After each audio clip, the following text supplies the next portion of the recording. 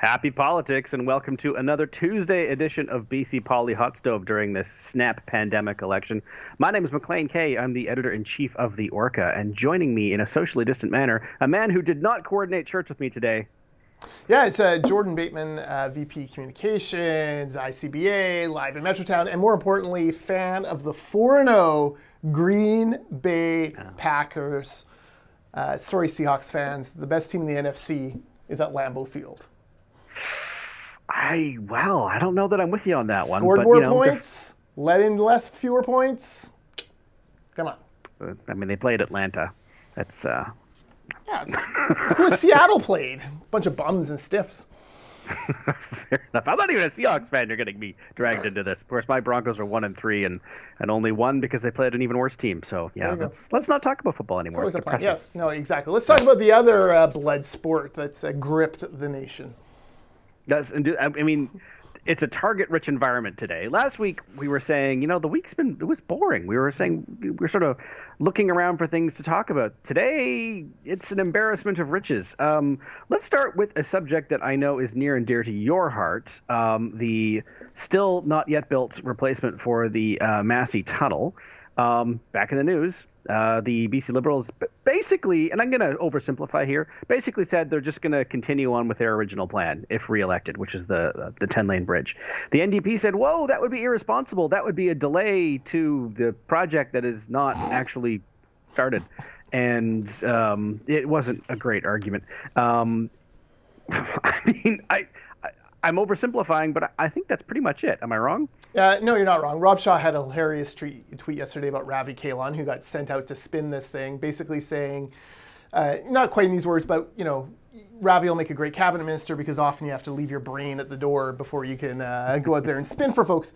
Look, 2017 election, Christy Clark has announced a new bridge. The bids were coming in. One of the bids was $900 million under budget. They started preloading, getting ready for this 10-lane bridge. It was environmentally approved, had all the permits necessary.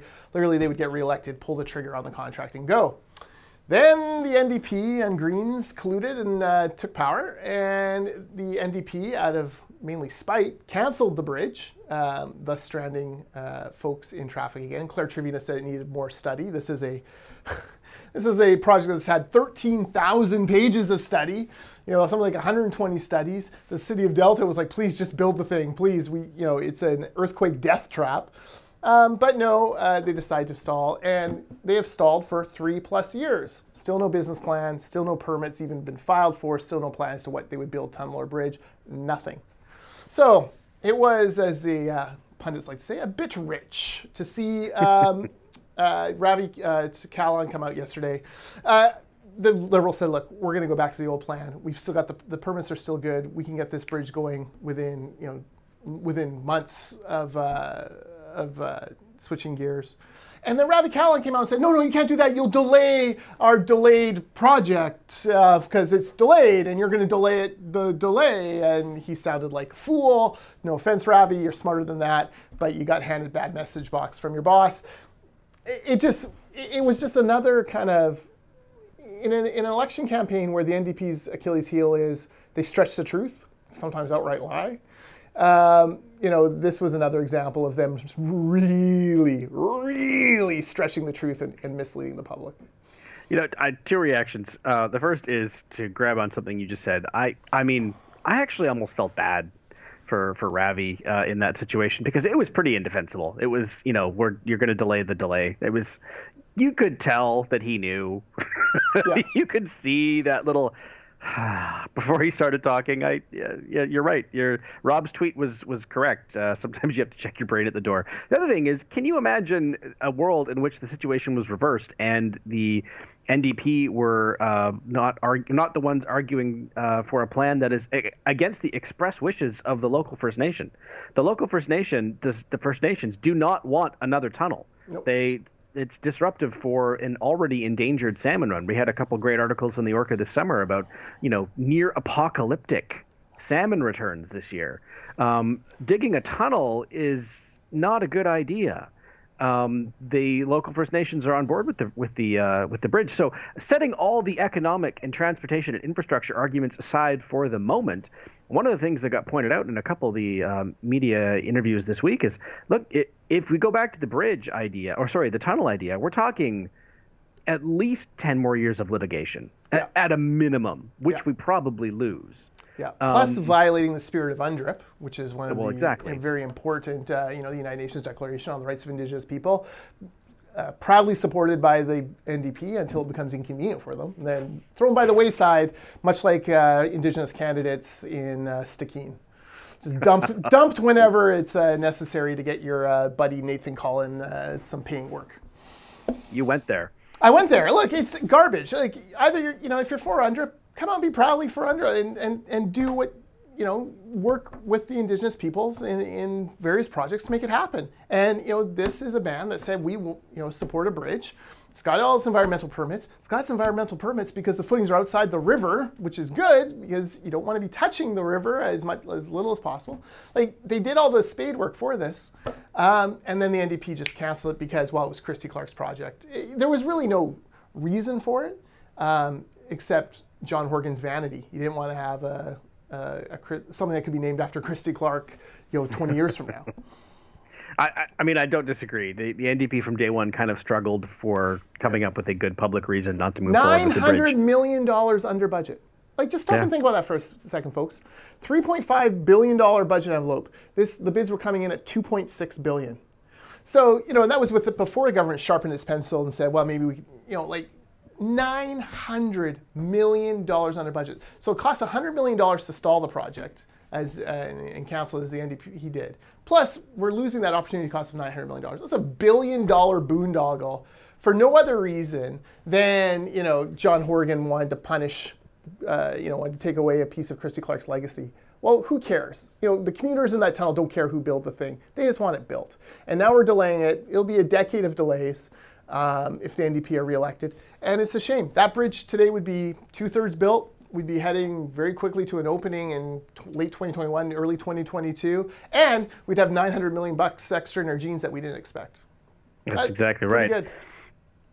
And speaking of messes, the Massey Tunnel situation is a mess, but there's probably an even bigger mess in Surrey. And we probably have not talked about this enough with the ever since the election of Mayor Doug McCallum and his party, which has begun to disintegrate. But that's not the issue. The issue is the transition from the RCMP to Surrey Police, which just kind of happened. And until very recently, the NDP pursued what I thought was a very smart strategy politically of refusing to take a side and boldly sitting on the fence. They can't anymore. The BC Liberals came out with a plan yesterday to hold a referendum as early as this coming spring. And now the NDP have to pick a side. And this is a very divisive issue in Surrey. It's not black or white. No, it's not. And, this has been, look, there's a lot of frustration in Surrey about crime, about gangs. There's, very high profile crimes that have happened. The Surrey 6 slayings. There was the hockey mom in Newton Arena. That really galvanized people when she was killed waiting for her son to come out from hockey. These are big, scary issues that have happened in Surrey. So quite rightly, Surrey looked at it and said, are we getting the kind of service from RCMP that we expected? We fund more RCMP positions, but they can't fill them because they don't have enough folks. And Surrey's, as the largest local detachment of RCMP, maybe we're just getting too big for the model of RCMP policing, which most people associate with small towns in rural Canada. Okay, that's fine. They started talking about doing a Surrey Police Department. Doug McCallum ran really on two platform planks. No light rail, we're going to do SkyTrain instead, and Surrey Police. He won, not with a majority, but with a plurality. But the other vote was split perfectly between two candidates. And he kind of crept in with 8-1 council majority, by the way. Well, that council majority is down to 5-4. The bills are starting to come in as to what this Surrey detachment will look like, and it is pricey. And one of the reasons it's pricey is, RCMP detachments, even in Surrey, get 10% of their money from the federal government. So, that's a big deal. 10% doesn't sound like a lot, but if you're talking about a $500 million force or a $1 billion force, let's say $500 million, that's $50 million. It's nothing to sneeze at. That's a $50 million systemic advantage the RCMP have right now. I'm not sure the Surrey police plan has been terribly innovative. Scotland Yard, for example, has this thing now where every police officer they have has a body camera, and they have instant transcribing going on, which saves police officers hours and hours of reports. Like, they're not sitting there typing interview reports; they're reviewing them because they've been transcribed in in real time. Like, it's a minor thing, but it's a huge thing for keeping more police on the street rather than doing paperwork. They're not doing innovative things like that. Like, they're kind of basically wanting to take the RCMP model and putting it into a municipal model. Again, at a time where, like, it's been half a century since any city in Canada has gone from RCMP to another police model, so no one even knows, like, there's no one even with expertise as to how to set up a new police department. Like, there hasn't been any new police department set up in decades, so no one has the expertise. So this is a big muddle. It's become very polarizing in Surrey. There's Keep RCMP in Surrey signs popping up all over the place. The RCMP officers don't want to move over to the Surrey Police Department at this point. They're out there, rallying their friends and neighbors to keep the RCMP. So it's become this big political issue. I think the BC Liberals did the right thing. They said, great, present your plan, present the RCMP plan. We'll go to the public in Surrey and say, which do you prefer? And give the people a direct say on it. Like, direct democracy is never a bad thing. Give them a direct say. Let them decide what the best plan is, and go forward. Now, the NDP are hilarious because now they're put in the position where they have to defend someone who they absolutely loathe with every fiber of their being, Doug McCallum. There's no mayor, or very few mayors in, no mayor, I'll say nowhere. There's no mayor in British Columbia that they loathe more than Doug McCallum. I mean, maybe Lisa helps, but it's really more Ben Issett. For very different reasons. Yes, yeah. But they loathe McCallum. He's the reason why, they would say the reason why there's no new construction on SkyTrain or any transit Surrey is because of Doug McCallum. That's not exactly true. That TransLink and the province have not exactly rushed in to help. But they loathe McCallum, and now they have to defend this thing, and they have to defend an election result they hated from 2 years ago. I find it hilarious as someone who lives in Langley, which is next door to Surrey, and a keen observer. But the key thing for me was looking at the Twitter responses. I wrote about this for the Orca. Looking at the Twitter responses, like, the local papers and media have been deluged with, like, finally someone's listening, those kind of comments. Twitter's lit up. Diane Watts and her political machine have fired up. That's good news for the BC Liberals in an election where they haven't had a lot of it. No, and I mean, in Surrey, it's a cliche to say that elections are won and lost in Surrey, because it's true. Yes. Surrey, it's a giant swing city, basically. I almost said swinging city, which is probably not true. Kind of city. But these are crucial votes, and even before a pandemic snap election, and even before issues like Massey and everything else, Surrey was going to be the place this election was going to be won and lost, and so. Man, we talked last week about the big splash, about the PST break. This might actually be a bigger splash. It affects a much smaller, one city in an entire province, but the reaction, I agree. What I've seen online is kind of a lot of people going, well, why did it take an election? Yeah. Why did it have to be? I mean, you saw some of those avowed NDP supporters saying, why did it take Andrew Wilkinson to say this? Yeah, exactly. And I usually vote NDP, but they're making it really tough. 2/3 of Surrey residents in a recent poll supported keeping the RCMP. That's a winner, and this is the way out. Farney and Horgan and the NDP, they're just going to keep rubber stamping whatever McCallum puts forward on the police stuff because that's been their position. That is not the position of the BC Liberals. They're saying, look, have a vote, find out what's going on. Now, there is a caveat. This is especially divisive in the very powerful Indo-Canadian, very large Indo-Canadian community, very politically active Indo-Canadian community in Surrey. So I'm actually having lunch with our friend Dr. Shinder Purwal on Friday. So he's now actually a host of a radio show every morning on AM 600. So listen to the Shinder Purwal show. It's mainly in Punjabi, but when he has English-speaking politicians on, you can figure out what's going on. Anyways. All that to say, I'll be curious to hear from him what his listeners are saying. That's one of the reasons I'm going for lunch with him, is to kind of get a feel for, like, is this a 50-50 issue in the Punjabi community? Is it 70-30 one way? That does affect a couple of the ridings more than others. But listen, Surrey Cloverdale was in play. with Marvin Hunt. I think this secures his re-election.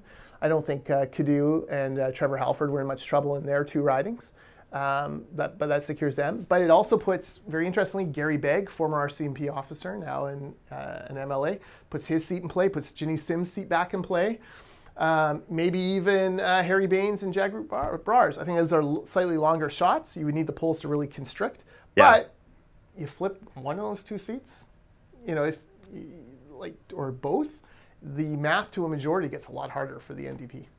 Yeah, no, you're right. I mean, I've said this a couple times today. Everything else aside, both parties' paths to re-election involve keeping all the seats they have, because they have to both of them have to come out ahead in a trade-off. And so a couple of those formerly safe seats going the other way becomes a real problem.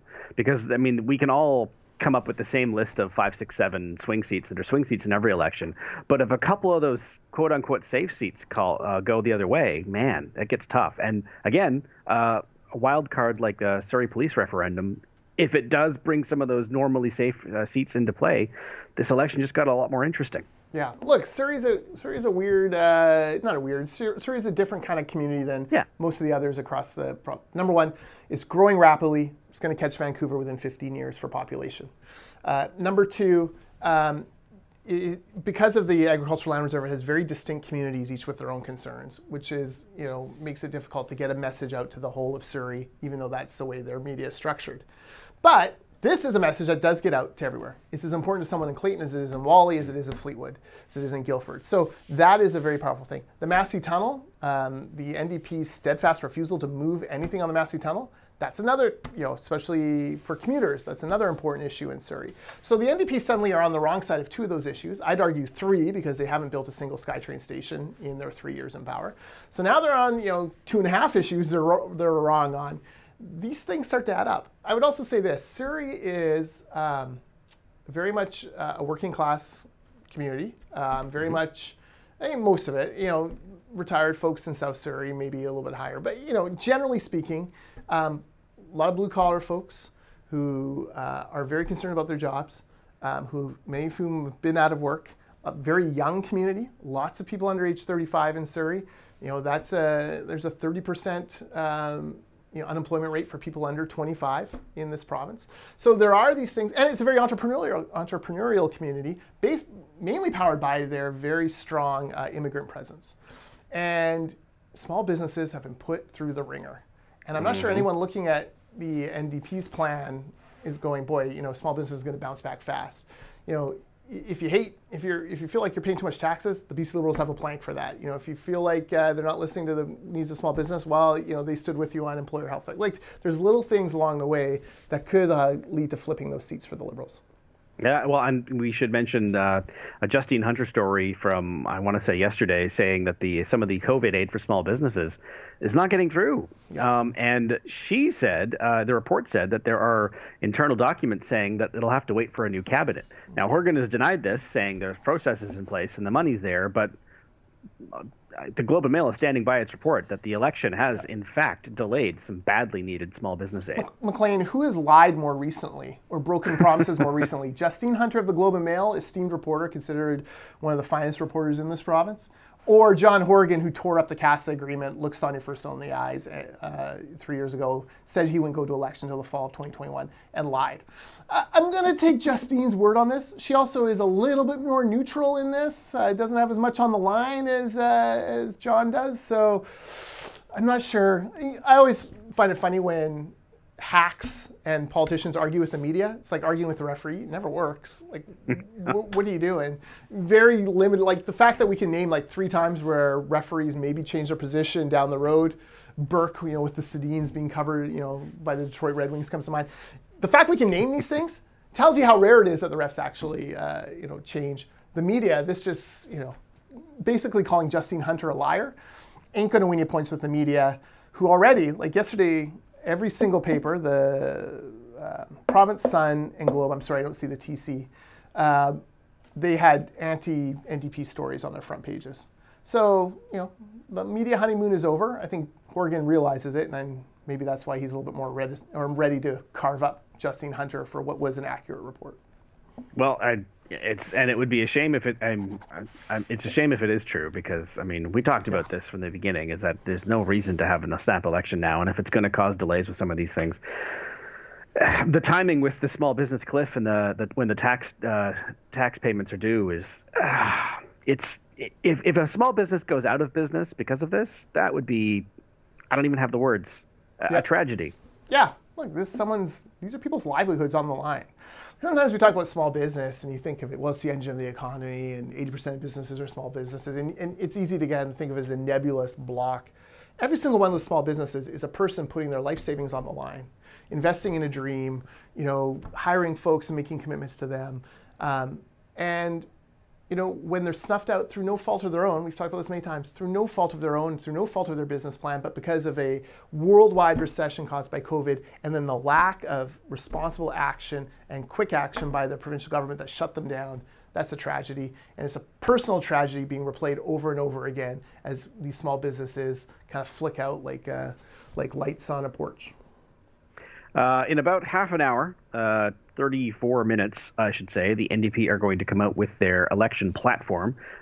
You'll be forgiven for thinking they kind of already did with the what was dubbed the COVID recovery announcement just before the election was called, which included a lot of things that had nothing to do with the $1.5 billion being announced.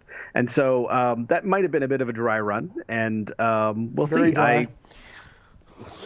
Very dry run.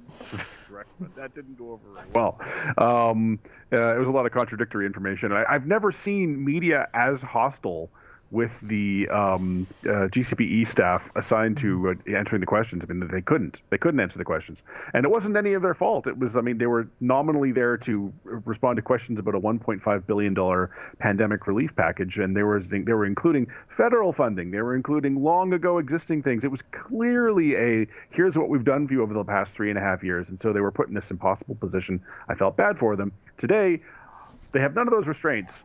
It's just the NDP. So we will see what they will try and announce in half an hour. I mean, I don't even have any guesses. The sky's the limit. No, I think it's going to be 99% stuff we've heard before. Listen, this is the first time the NDP since 1996 have had to put out a platform where they are in power and have a record they have to run on. So they can't just, okay, so they've created 16% of the childcare spaces they promised they would in 2017. 16%, that's a failing grade. They can't just say, okay, well, we said we'd make 30,000 childcare spaces. Now we're going to make 50,000. There's no credibility there. You couldn't even make the 30,000 you said. They can't come out and suddenly double the economic recovery plan. Well, why didn't you do that when you had the power? These folks are starving and having troubles keeping their doors open. You already delayed their aid by 2 months for a frivolous election about putting your job ahead of all theirs. They can't do that, right? They're not going to come out with we're going to start a new Massey within 4 years. Well, what? It got to the point where last night, John Horgan had a big town hall, fireside chat with John Horgan. You could log in and bask in the greatness of the premier. And his big announcement was, ladies and gentlemen, fear not. When the COVID vaccine comes, it will be free for every British Columbian who wants it. Right. No shit. No fucking kidding. I'm sorry, folks. No one on your planet in the Western world has ever talked about charging for the COVID vaccine. Canada's already pre-purchased millions of doses from different pharmaceutical companies, basically scratching a lottery ticket that when these pan out. No one was talking about paying for a vaccine. I tweeted Norm Letnick, the health critic for the BC Liberals last night, because he's worked very closely with Sonia Furstenau and with Adrian Dix and Dr. Bonnie on, Norm, had anyone ever contemplated charging for this? No, it never came up. In fact, all we've ever talked about is how do we get this out as fast as we can to as many people as we can. No one was talking about this. And John Horgan, as if he's given you a great gift. British Columbians, you won't have to pay for your COVID vaccine. We will pay. Well, first of all, John, you're not paying. Taxpayers are paying. Second of all, of course you're paying. We're a public health care system. It's a life and death disease that we would have a vaccination for. What do you mean? Wilkinson just dripping in. The correct response is, were you planning to charge for this at some point, John? Yeah. Was your plan to actually charge? Canadian or British Columbians for this vaccine? Then he'll say, no, of course not. Well, then what's the announcement? So anyways, I just found it so ridiculous. Like, sometimes elections just make you roll your eyes so hard they fall out of your head. Thank God that practically did, but the Packers game kept my eyes in for a while. So. Well, I'm sure what they were trying to do was imply, without actually using the words, that, well, maybe Andrew Wilkinson would charge you for the vaccine. We don't know. That's probably what they're trying to accomplish, or just trying to change the channel. But there's no government, there's no party, there's no permutation of any situation anywhere in Canada where a government would charge for a COVID vaccine. Doug Ford is not going to charge for a COVID vaccine.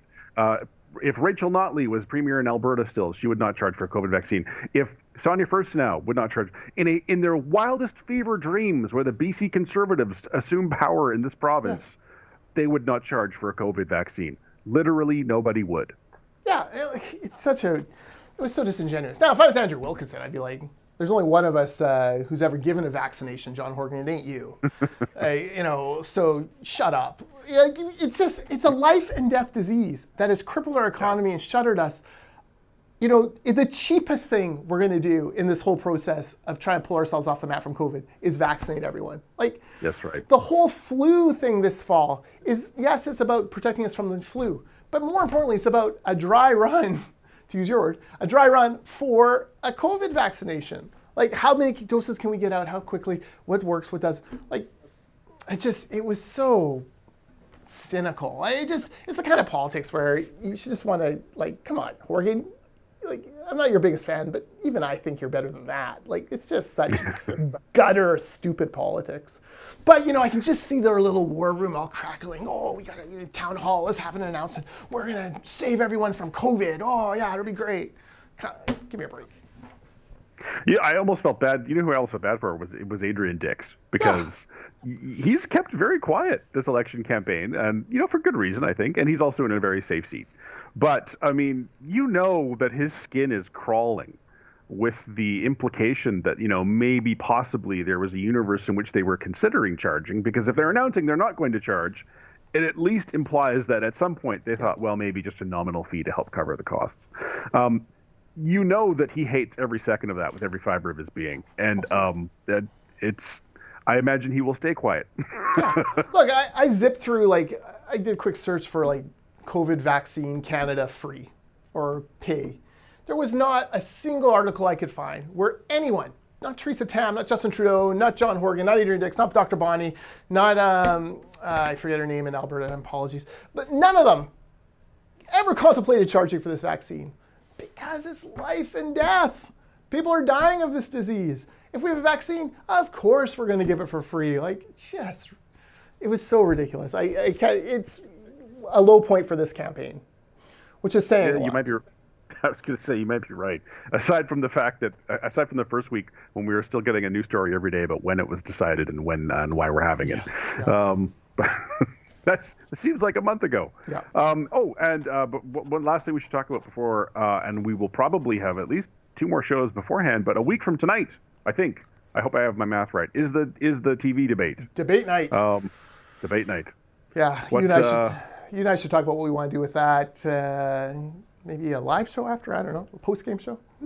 Possibly. Yeah. Why not? That's give the people what they want. That's right. Anyways, we'll talk about that. Let's talk about that more on Friday. What I really want to talk about, Maclean, is you little S disturber, you putting a poll out that shows that Dr. Bonnie, if she was in charge of a political party, would walk, not even walk, float to re-election or to election, bumping up the parties by 15 to 20 points each.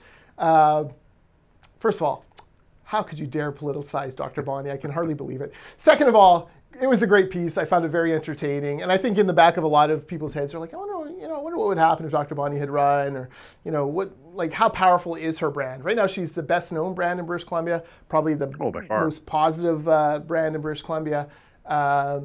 There's a reason why all these different agencies are rushing to give her awards and name things after her and stuff like that. They all want a little bit of that Dr. Bonnie shine.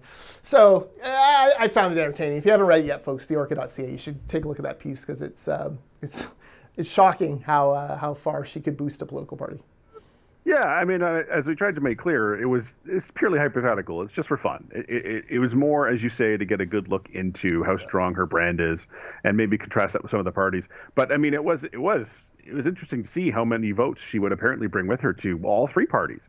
And in the case of the BC Liberals and NDP, she'd win, in the words of Boris Johnson, a great big stonking majority. I love that phrase. And even with the Greens, she would still win a plurality of the vote, basically almost creating an exact three-way split with the BC Liberals slightly behind. Which, again, would be a 20-point shift from the BC Greens' highest ever showing. So, I mean, it does go to show just how much credibility and trust and esteem that Dr. Bonnie has, and also that, man, if she ever did get bored, if she ever did get bored, there are possibilities for her after the fact. That said, Dr. Bonnie, don't do it. It's no. You don't want that. You don't. She won't. She will. I don't sense never. A single political motive. And look, she's a bit of a blank slate, right? Like, other than her handling of COVID, you can imprint anything you want on her. If you're a lefty, you're like, oh, she's a defender of public health care. Yeah, she probably is. If you're, on the right, well, she's, left it up to, individuals and businesses to decide how to deal with her restrictions. She hasn't been as restricted on other things. Maybe she's a little, even though she had to do this, maybe she's got just a little bit of that free enterprise. Oh, yeah, well, maybe she does. Like, it's sort of, she's a blank slate on these other things. So it's not really a fair poll. But That's man, true. It got me clicking last night, Maclean, and not a lot of things will make me click during a Packers game. Well, I'm glad to hear it. And speaking of clicking, we are about half an hour away from whatever it is the NDP are going to announce. Is there anything else you want to cover before we talk again on Friday? I don't think so. Well, we should mention one green promise. I think I read that they were planning to increase mental health and addiction spending to $1 billion a year. Right now, it's $10 million for that ministry.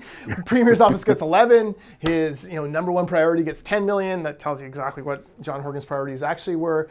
We've seen record numbers of opioid overdoses. I checked the numbers this morning, 1,068 so far this year. Very terrifying numbers for those of us who have watched this file from afar. But kudos to the Greens. Like, at least they're putting it on the agenda. I'm not sure it got a lot of media pickup. The details of the plan would have to be fleshed out. But no matter what happens, whatever party wins, we need a substantial investment in mental health and addictions. More than $10 million a year for that ministry. It needs to be enough money to actually make a difference and a dent in people's lives. So, good for them. That's the kind of issue that you expect the Greens to tackle. And, I'm glad they kind of set the bar for the other parties now to react. With a bold proposal, too. Yeah. I mean, that is literally 2 orders of magnitude greater than what is currently being spent on that ministry, which is astonishing if you think about it. But you're right. Kudos to them for, at the very least, putting it on the table, because what we're doing now is not working. No. And look, what the Christy Clark government did wasn't working, and John Horgan criticized it and basically intimated it was a lack of empathy and lack of attention. He's been in power 3 years. Things gotten worse, much worse than it ever was under Clark. Record numbers. So you have to, when you make criticisms of a government like that, you have to be willing to accept the criticisms now when you're premier. John Horgan's being hoisted upon his own petard, as they say, and he's got to be held accountable for some of the numbers that we're seeing. Yeah, we'll see more as this week goes, as the Greens continue to roll out their platform a plank at a day, and the BC Liberals doing much the same. And I guess the NDP trying to do a big splash here later today. We'll talk about this all on Friday. What do you say? Yeah, let's do it. All right. Until then, you can catch us anywhere you do your favorite podcasting. I'm not going to list them all this week. You know it. You know where you podcast, but also on the mothership at theorchid.ca. Until then, he's Jordan Bateman. I'm Maclean K. These are not neutral T-shirts. Happy politics.